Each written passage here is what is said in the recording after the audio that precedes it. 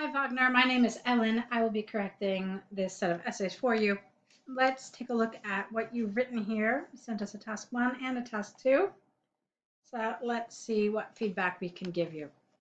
Okay, active video game players by country. It's one point in time. All right, let's see what you said.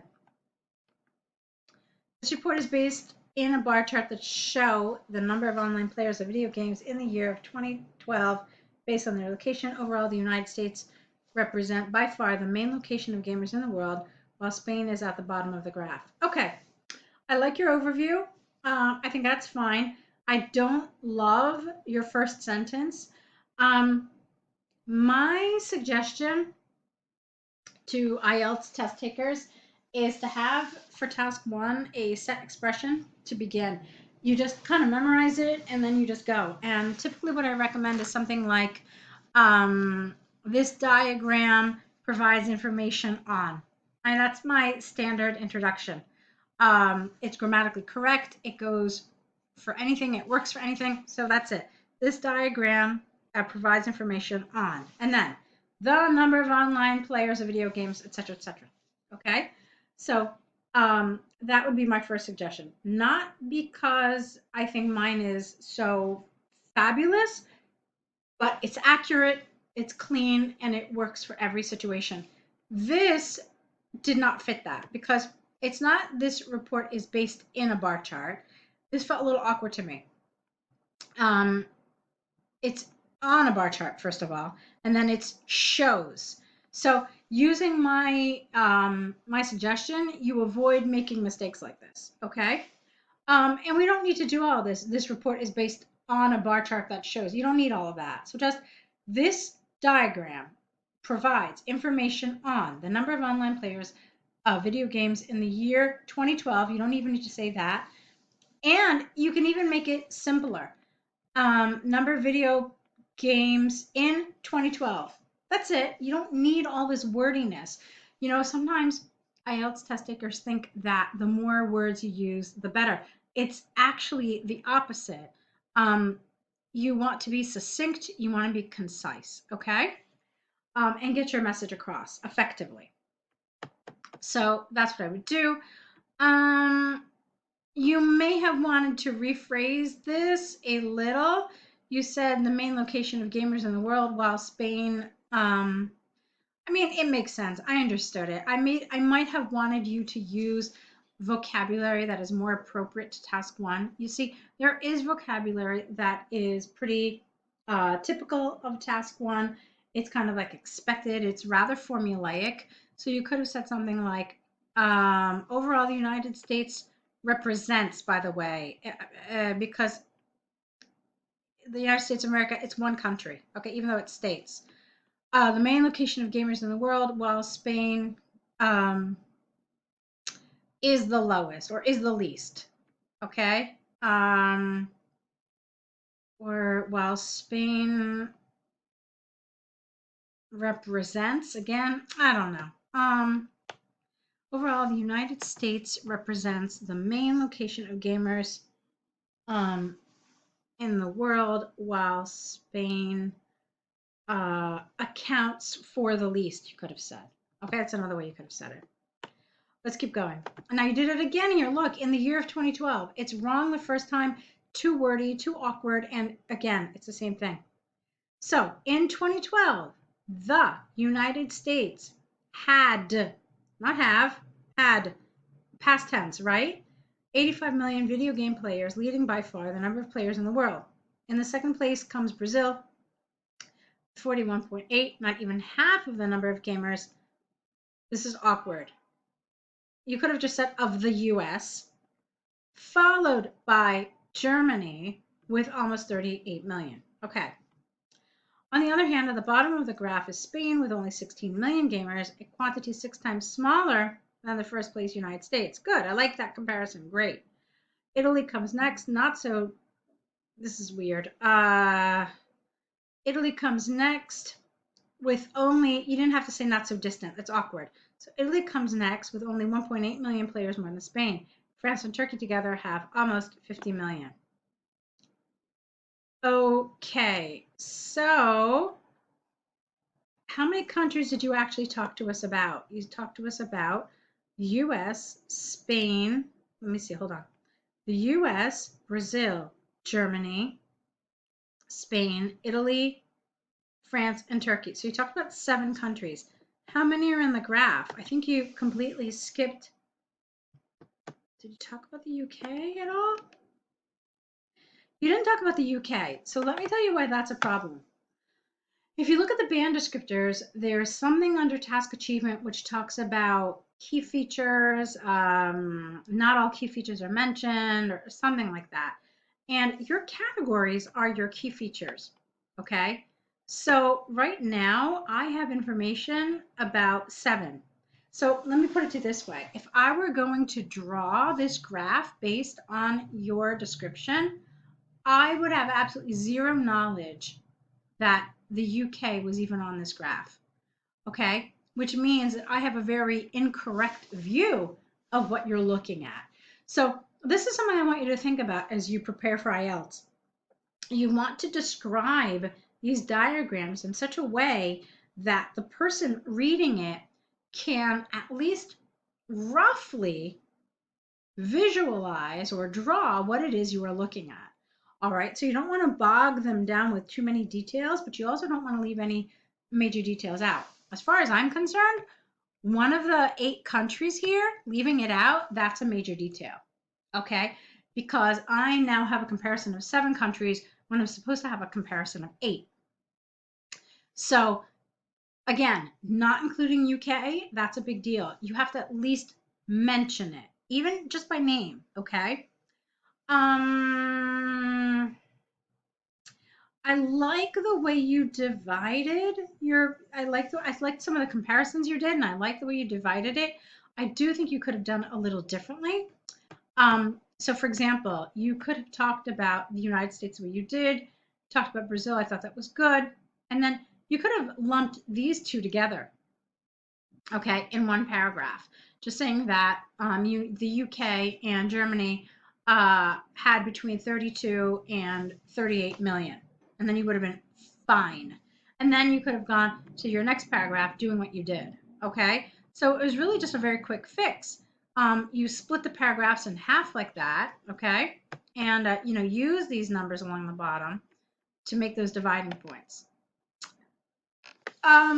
So again, just to recap, my first biggest issue is the fact that you left out one of the countries. It's considered a key feature. Then I just want to clean up some of the awkwardness. The awkwardness is consistent enough so that it may keep you from getting into the scores you need. So I need your language to be a little cleaner, a little more concise, okay? Work on just kind of cleaning it up and choosing to be less wordy rather than wordier. All right, let's go on to your task 2 now about international marketing. Great, okay. Let's see, international marketing is in constant growth nowadays since the globalization have spread around the globe. Some say that international marketing is a form of imperialism, while others believe that it has advantages and leads to a better world. This essay will discuss both sides of the question, giving examples and information, and we'll close it with an opinion about that matter. All right, let's talk about this. So your grammar was all right.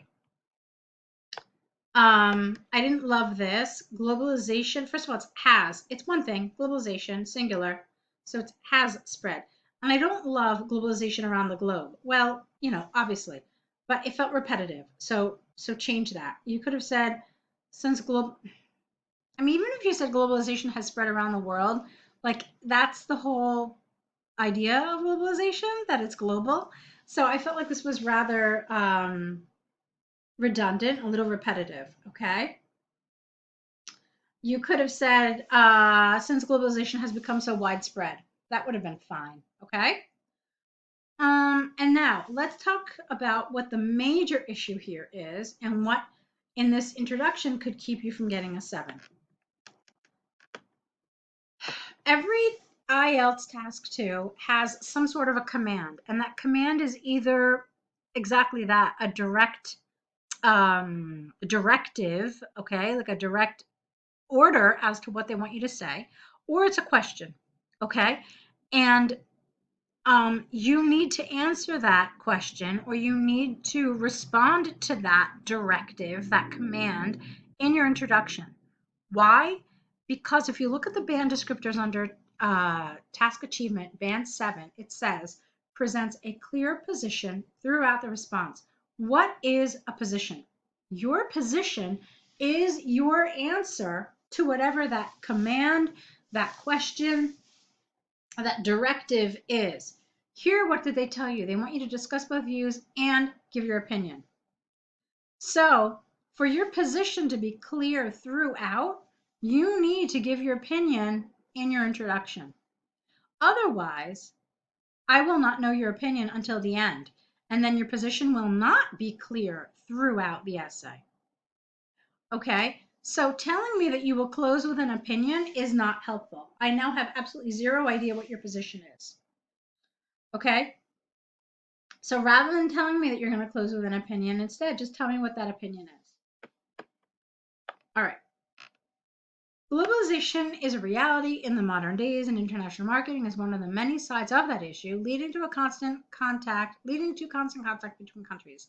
Due to that, many countries use international marketing as a form to invade other frontiers and impose their will, being that known as imperialism. Imperialism leads to negative sides in the country being invaded, since the other can affect their political and economic sides. An example of that is the blockages made by USA over Cuba, leading Cubans to poverty. Okay.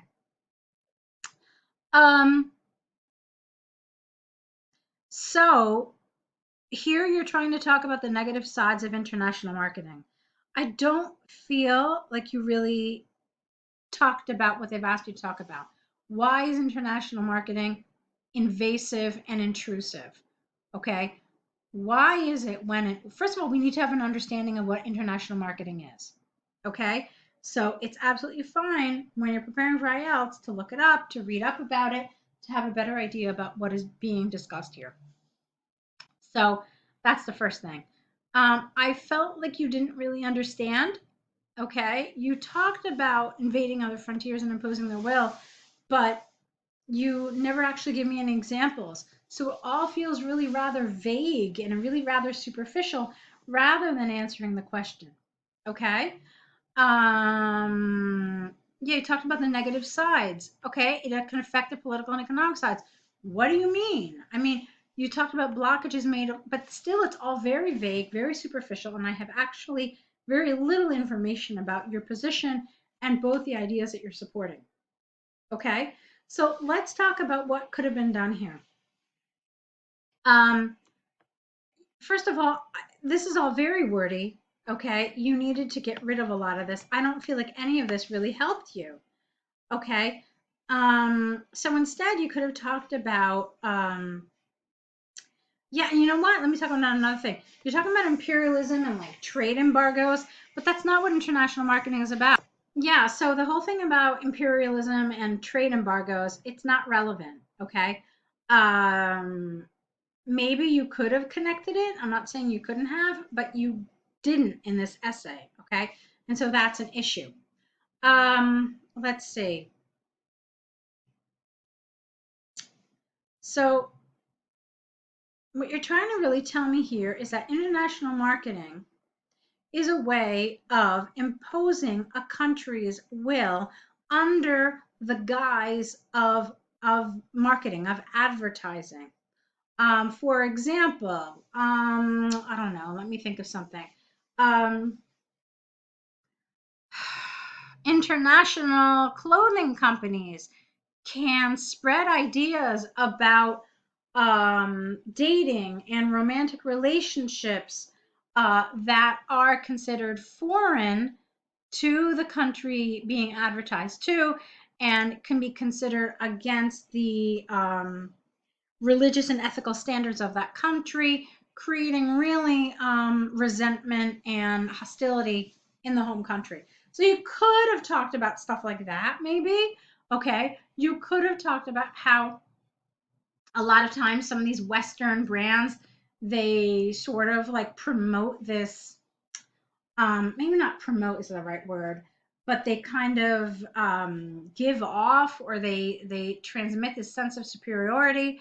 And so local cultures then, reject their own goods in favor of the foreign brands, and this is detrimental to the economy. So you could have talked about stuff like that as well. Okay, I'm just trying to give you some ideas about how you could develop this. I'm not saying that my ideas are wonderful or band 9 or particularly sophisticated, but I'm trying to give you an idea about kinds of things you could have talked about. Okay, so let's keep going. Despite the bad points of international marketing, it makes the world a better place to live in a general manner, since it spreads, you need an S here, culture, and makes many goods cheaper. Okay, how? Why? The international marketing leads to an interchange of good and ideas, turning the world into a more connected place. All right, you've got an idea here, you didn't explain it. And then you've got an idea here, and so you've got an idea, and I don't see any support yet. Goods that 100 years ago could not be found in many places around the globe, no comma, now can be purchased and delivered worldwide in a much faster and cheaper way. All right, that's trade, that's not marketing. A clear example of that is spices, which are very expensive and hard to get now, which were very expensive and hard to get in the past, but now are found in every supermarket. Okay, you're talking about international trade. This is not marketing. All right, and while they are related, they are not the same thing. So you're talking about something which is somewhat off topic, I'm afraid.